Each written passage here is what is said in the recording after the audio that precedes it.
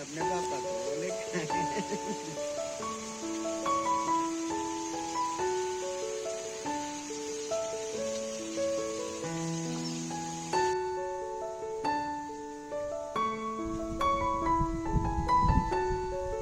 Hello नमस्ते good morning from in खूबसूरत वादियों से, इन खूबसूरत पहाड़ों से, इन खूबसूरत नज़ारों से।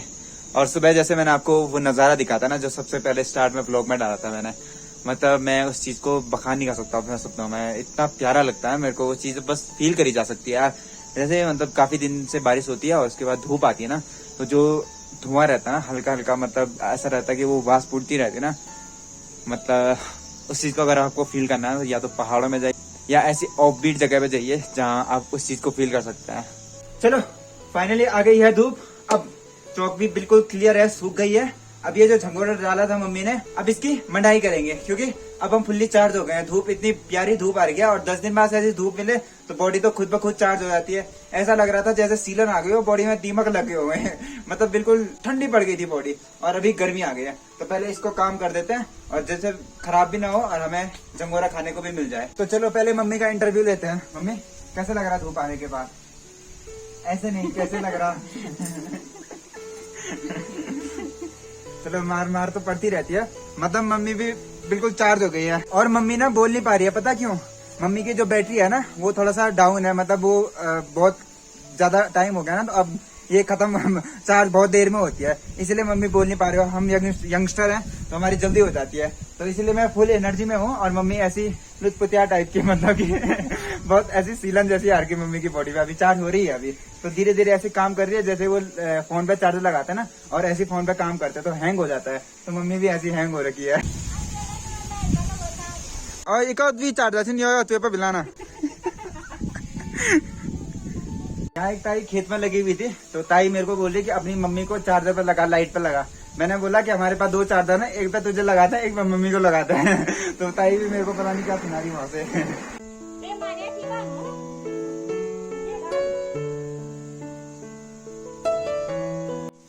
तो झुंगोरा मारने के लिए सबसे पहले आपके पैर अच्छे तरीके से धुले होने चाहिए। अगर साबुन से नहीं धुलते हैं तो विम बार से धो लो या रिन से धो लो, लेकिन साफ धो लो। जैसे मम्मी के पैर है ना, ऐसे धुलने चाहिए। मेरे तो थोड़ा काले हैं, वो अभी हुआ थोड़ा काला। लेकिन बिल्कुल साफ होने चाहिए। और उसके बाद ही आप, क्योंकि ये खाने लायक भी होता है ना, खाते भी हैं इसको, गाय भैंसों को नहीं खिलाना, ये आदमी ने खाना है। और ये देखो, ये झंगोरा अभी गीला ही है और ये सूख गया। और इसमें ना जो ये गीला वाला झंगोरा है, तो इसको ना एक दबे फटाफट इस वाले को मसल रहे हैं, इसे मंडाई कर रहे हैं सबसे पहले, क्योंकि जो गीला होता है ना वो मंडाई के लिए सबसे आसान होता है। जैसे इस पे पैर रखो तो इसे फटाफट बीज निकल जाते हैं, और ये जैसे ही सूखने लगता है ना तो ये बिल्कुल हार्ड होने लगता है, फिर ये झड़ता नहीं है। अब आप लोग सोच रहे होंगे तो इसको फिर बारिश में क्यों नहीं मंडाई करते हैं? बारिश में इसलिए नहीं मंडाई करते हैं कि अगर इसके बीज निकल जाएंगे तो वो बारिश में पानी में चिपक जाएंगे, या पानी इतना भर जाता है कि वो कहीं बह जाएंगे, तो इससे अनाज की खपत हो जाएगी। खपत मतलब कि वेस्ट हो जाएगा। तो इसीलिए पहले चौक को सुखाते हैं, और इस जो गीला गीला है फटाफट मड़ाई कर देता है।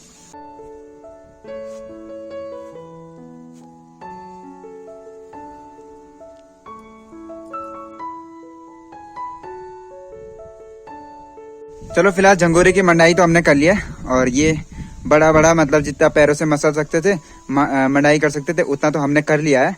और तो इस पे है मंडुआ, तो इसको अभी नहीं करेंगे। अभी खेत ये ना खोए में बहुत सारा ये हो गया, झंगोरा हो गया, तो जब ये खाली हो जाएगा फिर मंडुए की करेंगे।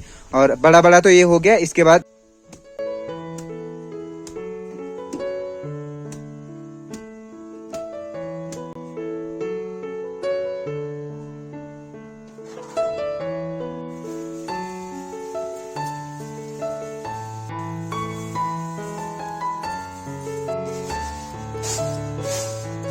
और ये देखो, ये हो गया हमारा झंगोरा तैयार।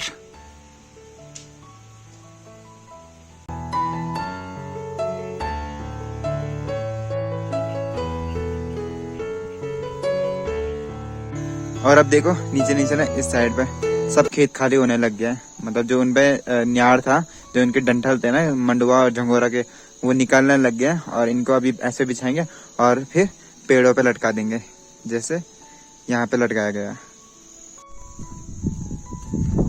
लो भैया जी चाय। तो फिलहाल आजकल ये काम भी होने ही वाला है। और यहाँ देखो ये वाला तो लगा दिया, और अब एक और है जो एल में लगेगा, इस ऊपर वाली साइड को लगेगा। और इसके बाद रह जाता है बस लाइट का काम, और हमारा रेस्टोरेंट भी ओपन हो जाएगा। हम तो ऐसे सोच रहे थे कि नवरात्रों में इसको खोला जाए, लेकिन भैया जी को थोड़ा घर पे काम था, वो घर चले गए थे, तो 2-3 दिन लेट हो गए वो, तो इसीलिए ये थोड़ा सा लेट होगा शायद।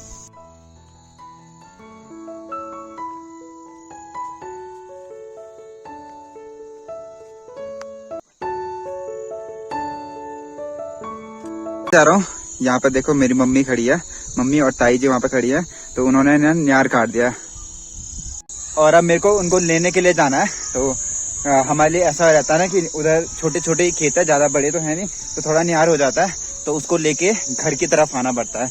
मतलब हमारे वहाँ पे खेत है, बस पेड़ पौधे नहीं है, और लड़का के वहाँ पे ना फायदा भी नहीं है, क्योंकि हमारी गाय भैंस तो इधर ही साइड रहती है घर के अगल बगल, तो वहाँ लड़का के फायदा नहीं है, तो वहां से लाएंगे और घर के अगल बगल पेड़ों पे लटका देंगे उनको।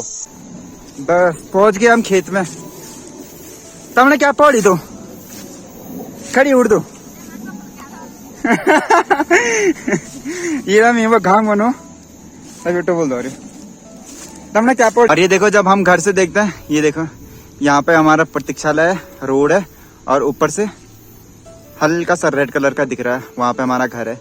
तो वहां से होके मैं अभी यहाँ तक पहुंच गया, और अभी खेत में आ गया हूँ। और अब मम्मी लोग इन न्यार को इकट्ठा करेंगे और भारा लगाएंगे, फिर हम लेके जाएंगे इस चढ़ाई पे उसको घर। और ये देखो ऐसे रहता है सुखाने के लिए रखा हुआ पूरे खेत में न्यार।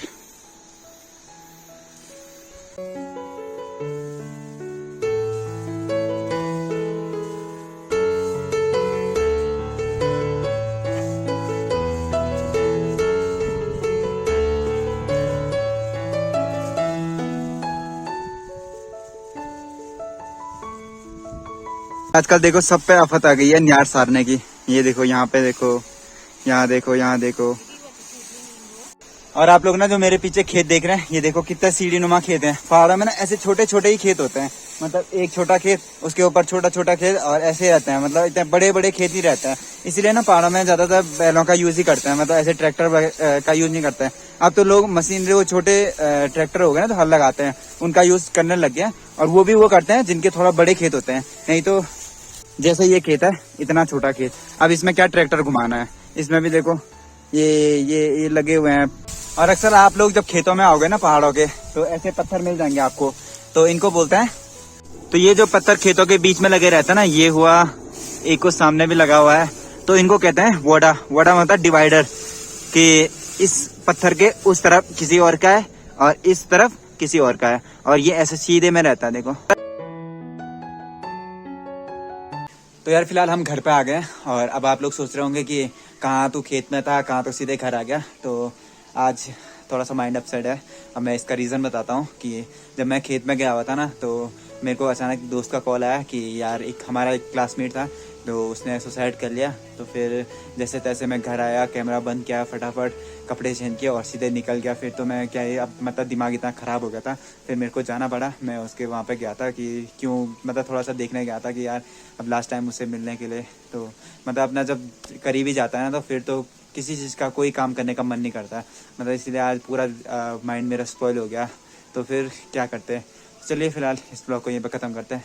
अपना ध्यान रखिए, सेफ रहिए, सुरक्षित रहिए। जय हिंद, जय भारत, जय उत्तराखंड।